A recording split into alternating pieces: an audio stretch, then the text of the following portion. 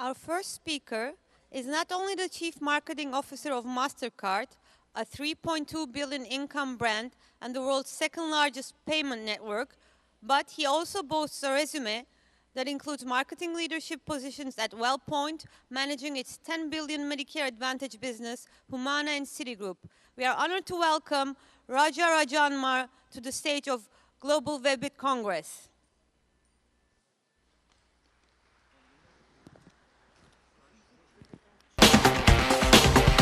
Good morning, folks.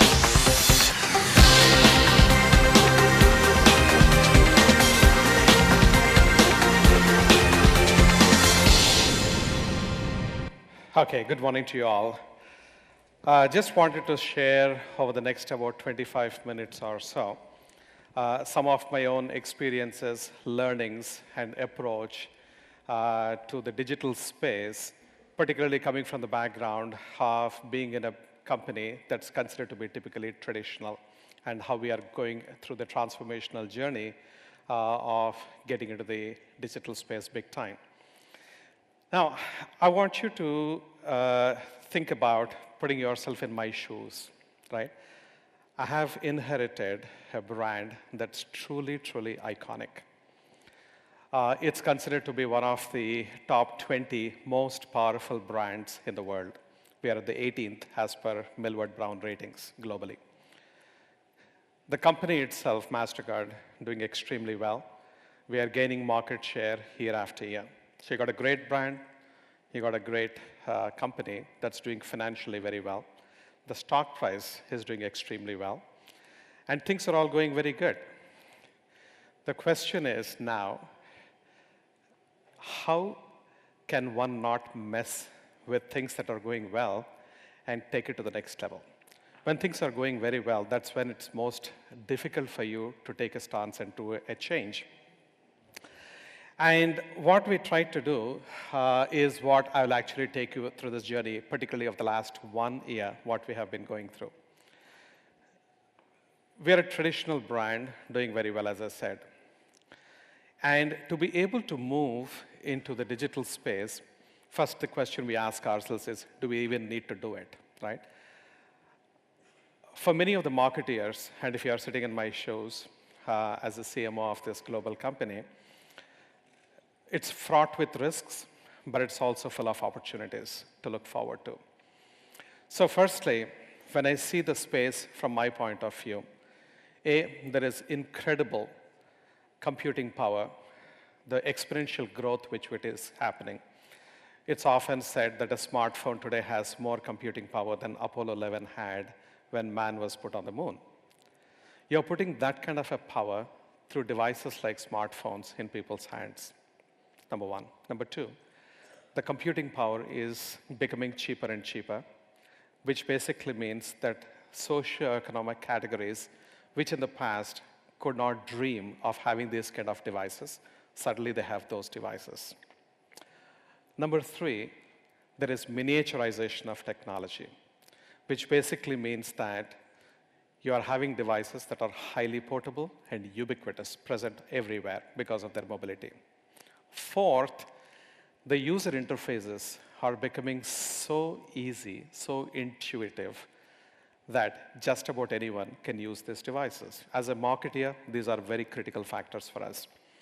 Particularly on the user interface, I think it's really dramatic. I don't know how many of you have seen this video on YouTube, but it's one of my most favorite ones. They show a small baby, less than 1 year old, can't talk, cannot walk, but she is playing with one of the tablets. And playing quite well. She's keeping herself busy. The beauty is when she crawls, catches hold of something, stands up, and then she's trying to do this on the TV. Obviously, the TV is not going to respond to her. But the point I'm trying to make here is that it's become, even for a small baby, a simple thing, a plaything for you to use these kind of devices. On the other side, you have got senior citizens who typically don't adopt new technologies. And these are the people who actually, in fact, if I look at my father, he used to struggle to operate the DVD player with so many buttons. He would get so frustrated, he would come and say, hey, you do it for me. But today, if you look at the adoption of tablets across the age groups which typically do not associate with getting a new technology, it's happening. It's amazing. So whether you're very old or very young, whether you're in developed countries or developing countries or underdeveloped countries, whatever be the description you want to give, this has become truly digital. What does it mean for a marketing person, right?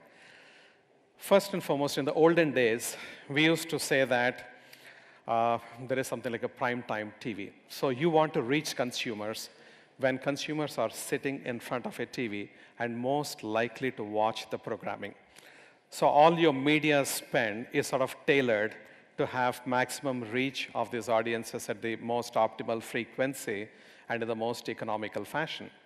That entire model is completely getting disrupted for two reasons. Number one, today, when you have got these digital devices and you're viewing programming offline, what is prime time and what is not prime time?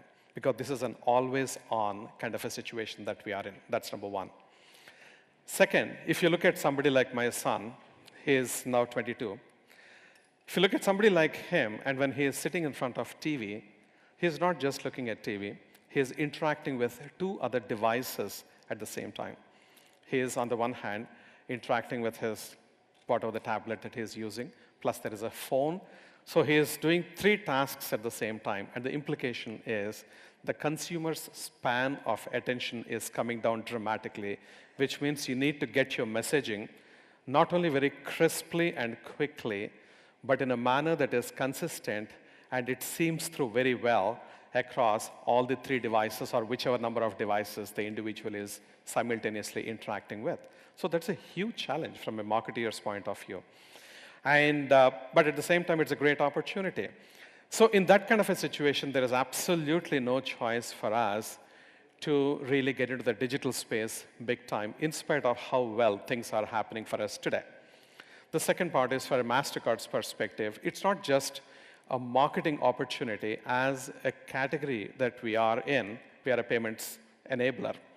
And payments are shifting big time. They have already shifted big time, and they continue to shift big time into the digital space. So both as a product, as also as a marketing activity, we have to be completely embedded in the digital space. And that's when we said we'll really do a transformational approach without messing up anything that's happening today.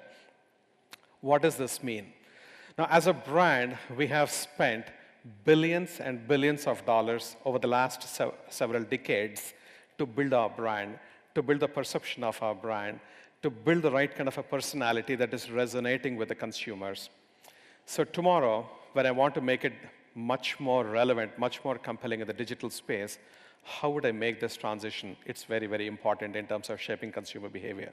Second, it requires very, very different talent set. Not just the digital experts, but you need somebody who is very good at contemporary marketing, like the digital and social, but also they have to be very good in terms of the classical marketing areas, whether it is brand management or whether it is getting the right kind of a positioning for the brand, and how do you acquire consumers, how do you make them use your product more, and how do you retain your consumers in a very proactive kind of a fashion. Data is becoming incrementally or exponentially actually critical for running a marketing department at this point in time. And digital, as you very well know, throws up so much amount of data that if you use it appropriately, it's going to be incredibly powerful. Third, the nature of investments are shifting pretty dramatically, right? Now, from the investor's point of view, from the stakeholder's point of view, the expectations from a marketing guy is going to be totally different than it has been in the past.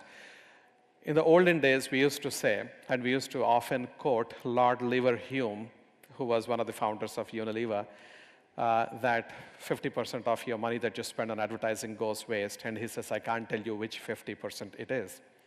Today, if you were to say that, you'll be kicked in the backside. You have to be absolutely accountable for every dollar that you spend.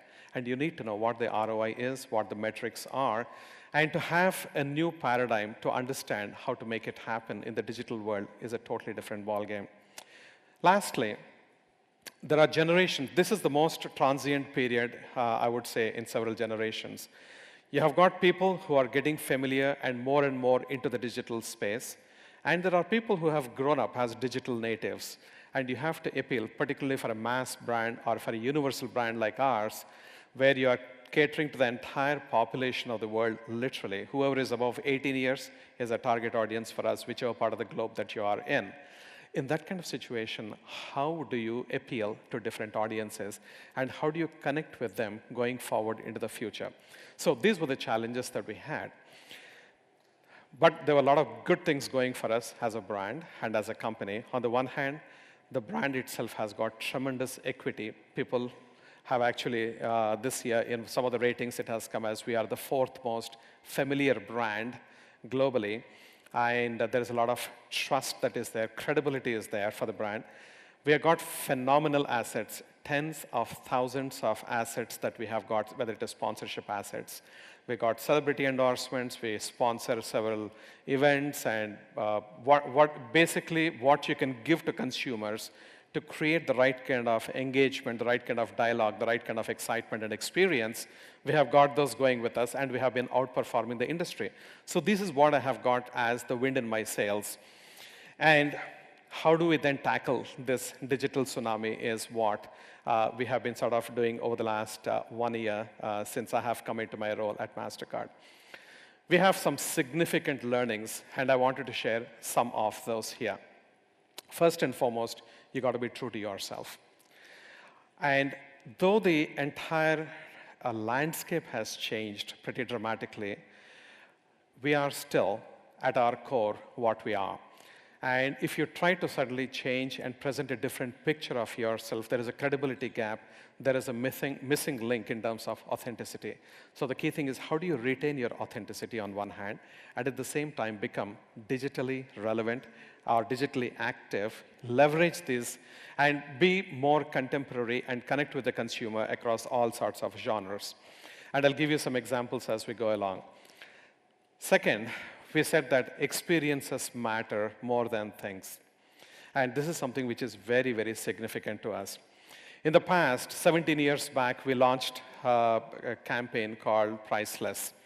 I'm sure most of you are probably familiar with. It runs in 117 countries in 58 different languages, and it has been running very successfully for the last 17 years, where the whole premise and the concept was that there are certain things that money cannot buy. For everything else, there is Mastercard, right? And it's all about celebrating priceless moments in people's lives.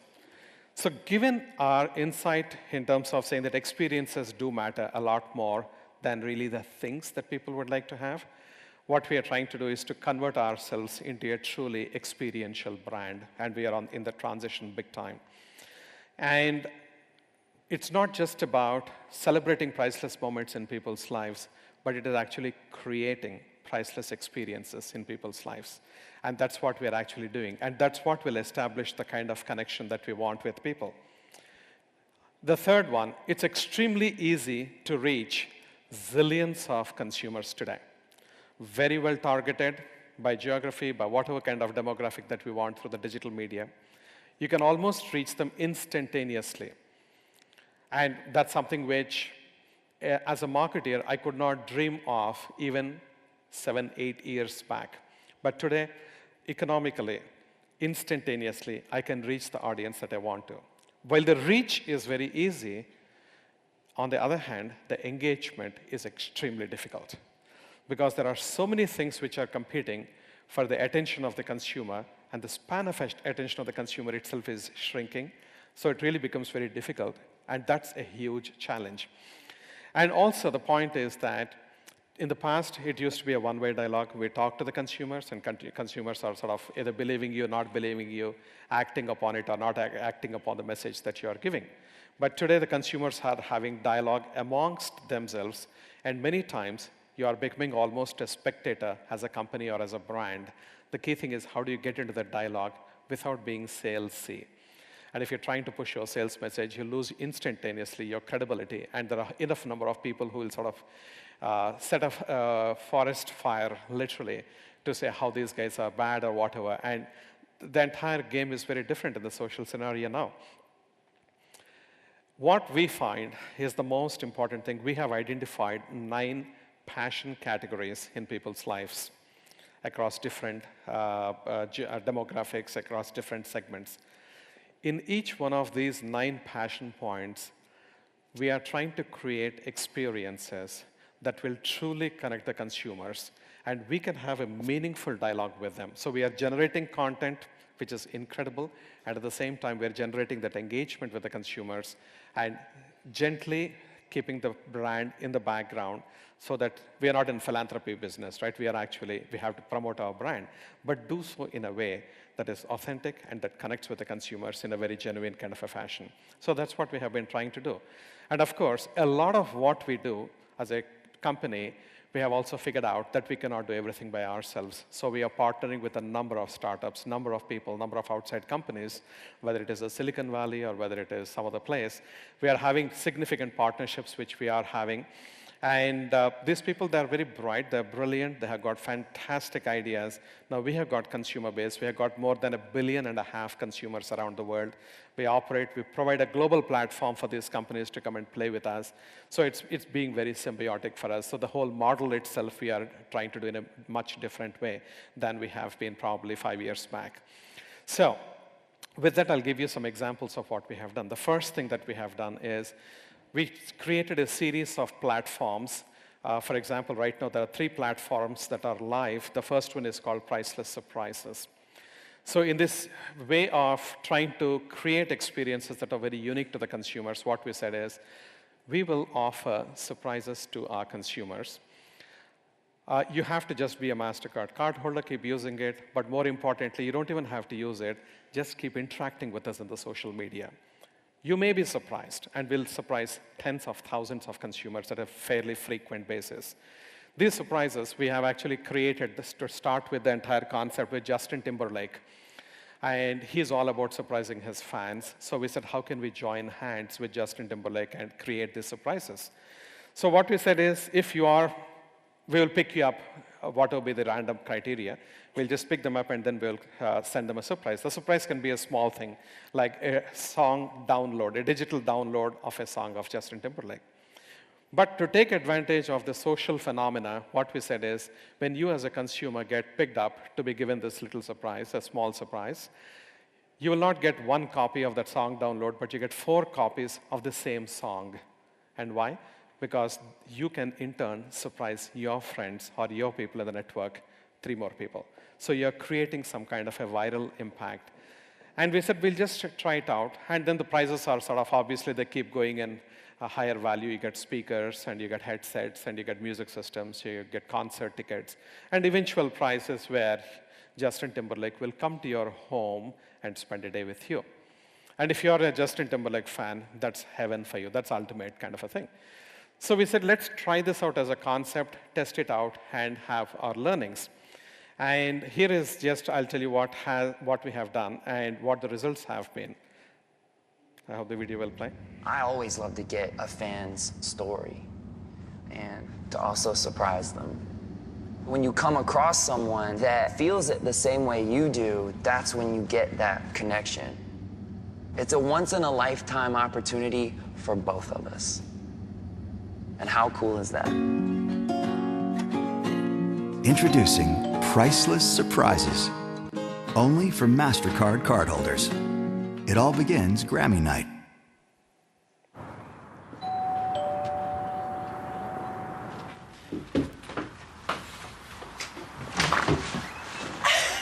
Holy Justin, I always love to get a fan's story and to also surprise them. I don't know if I can do this right now. Oh, come on, you can do it. I love it. I love it.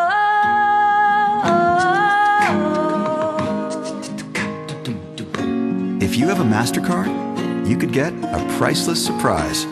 Concert tickets, trips, even a visit from Justin Timberlake. So you're a fan of me? That's what you're saying? Of course.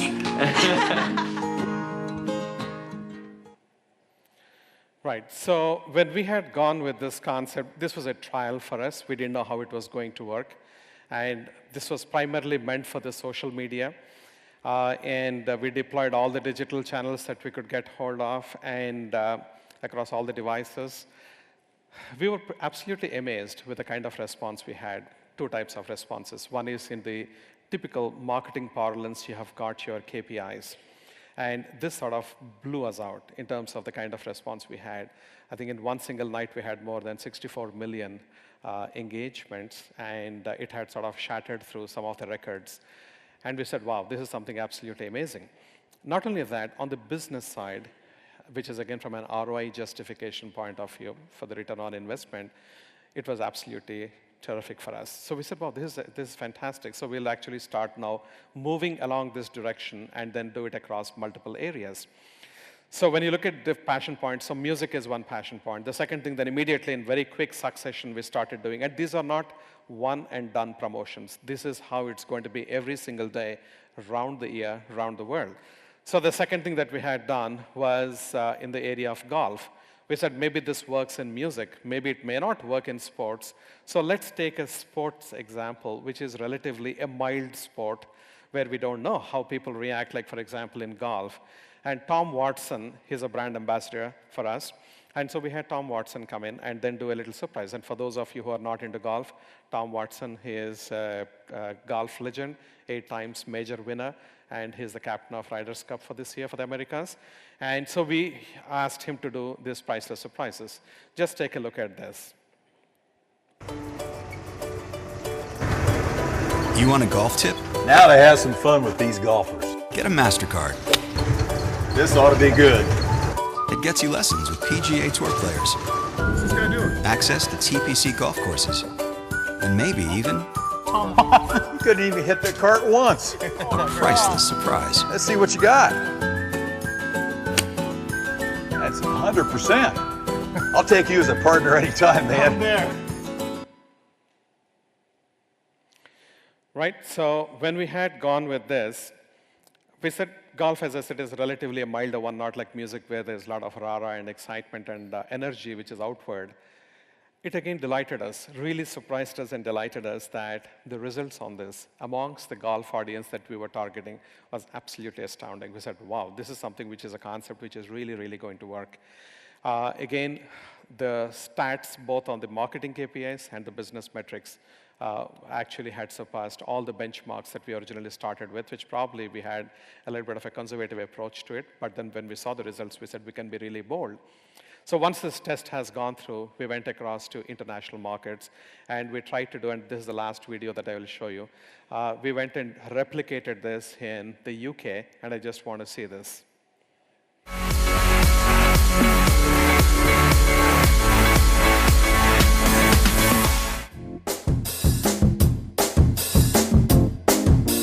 So I'm about to surprise one of my most incredible, coolest fans. Her name is Queen, and she's doing a playgroup.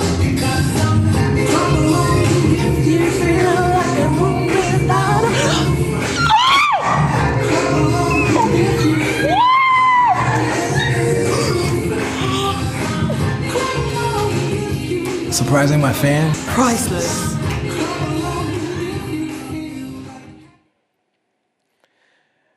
The way we have been going about it, this was in the UK. It was done in several European countries as well. And the response, again, has been fantastic. So we said, OK, it's not just in one area, but it's also globally applicable. We went to Singapore, we went to Australia, China, South America, and Brazil. All over the place, we started looking at this in terms of testing out the universality of the concept. The good thing about it is, what has digital got to do with it? It's got everything to do with digital. Because the way we were creating advertisements, it was totally non-traditional. They were not even ads. They were just candid shots, number one. Number two, we did not use TV. In the past, for example, TV used to be a substantial portion of our advertising dollars. This time it has been almost exclusively digital. So there is a dramatic shift that we have done in terms of where we started spending our dollars. And number three, it was all about consumer engagement, to track in real time what consumers were doing and engaging with them, talking to them, surprising them continuously, and giving away these tens of thousands of surprises through. So we started working in a very different way altogether and set up a complete infrastructure around it, partly our own, partly through third parties, trying to really form that digital ecosystem management within the Mastercard. And it's worked for us brilliantly. One other example I'll give you, and I'll probably take a minute, not more than that, which is a second concept we launched called Priceless Cities. Again, in this space, globally, everyone is connected to everything. They're all traveling all over the place. So we said, uniquely as a global company, what can we do to differentiate ourselves? And this is where we created this concept called Priceless Cities, where we curate extraordinary experiences that money cannot buy you, but only you can get it through this brand. And that we have created around the world. And 40 cities have already gone live. So if you are traveling to any city, for example, you're going to Paris, you can get experiences out there in Paris. As an example, if you want to visit the catacombs below the Paris city, many places are not open to public. But if you have this brand, you can actually get access. And therefore, we are providing that kind of a unique experience. Thousands of such experiences we have created across 40 cities, and more cities are getting added every single day. So when this happens, again, we said this is going to be not a typical marketing play above the line. It's going to be a huge digital play for us. So the way these cities are linked, the way we are actually doing the fulfillment, the way the consumer's journey in terms of their experience is defined. How do you make sure it is seamless, irrespective of the device that they use, the time that they use? How do you have booking engines that are incorporated into our ecosystem so that people can, if I'm traveling from whichever country to whichever city, I should have a single universal platform through which I can not only browse, but also make the bookings. And if I want to share with my friends some beautiful offer that I love it, and I want to share it with somebody, how can you connect it there and there itself with the social media that I am on to be able to do all this sharing? So we started creating this entire thing. And this is, as we speak, it's in the midst of the launch. We have already gone live, as I said, to 40 cities, and it's expanding pretty rapidly around. Now, these are the kind of things that we are actually trying to do, building on the insights that we have gathered. And the last one, I thought that was previous one was the last, apologies. But to appeal to the generations of a different genre, which is basically the millennials, we have done a tie-up with SFX. And SFX is, it's in the electronic dance music or electronic dance culture. It's the fastest growing category of music. So again, to appeal to the passion of the millennials, how do we play in that space? So we are creating an entire ecosystem with SFX. And they hold about 1,600 concerts around the world, which means on any given day, there are 5 concerts happening somewhere in the world. How do you give the experience right from the point of looking at what programs are available, buying your ticket, using the same device, whether it is a wearable, into the stadium, knowing your location, where you are within the arena, and sending you offers in the most appropriate way, whether it is for merchandise or for concessions, or special offers and special surprises and special experiences, and how do you truly make it memorable, and share your experience from then and there itself with your folks, and post facto, how do you relive those memories? So the entire journey of the consumers, we are building a total ecosystem with these guys. And for those of you who might not have heard of SFX, it's basically the organizers behind events like Tomorrowland, Tomorrow World, etc. And they are some of the largest music concerts in the world.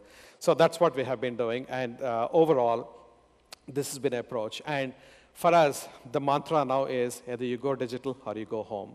So we have to be fully digital, and that's something which we are looking at. And so we'll continue the conversation, and I appreciate, thank you very much for your patient listening today morning, and happy to engage in any dialogue. We don't have a Q&A here, but happy to connect with you all on Twitter, and here is my handle. Thank you very much, and have a great Webit.